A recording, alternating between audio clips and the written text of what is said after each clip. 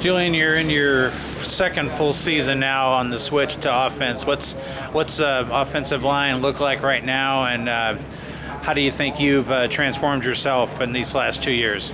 I think it's been like a long road for sure, but I'm definitely just like excited for what the future holds. Like the transition went from me being like, y'all remember I was like a little guy, and now I'm just like really growing into my frame, getting more comfortable. This last summer, Coach Tank had us right. I lost like 20 pounds of fat, cut my body fat percent a lot, so I'm really like toning out at my weight right now. I'm really getting comfortable in my body. So this upcoming season should be exciting.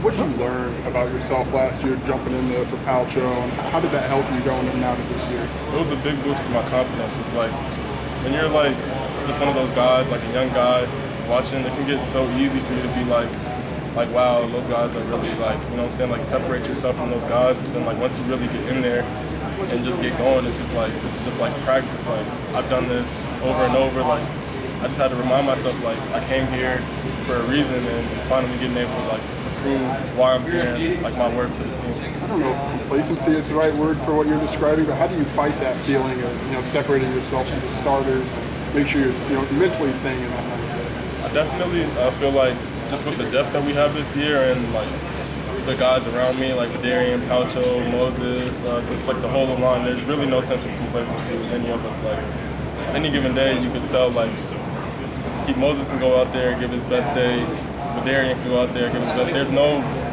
like big skill gap like there has been in the past.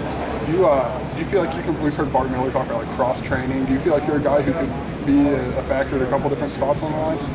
100%. Just like I'm comfortable trying whatever, as you can tell from me being like a DN, coming all the way to like right tackle.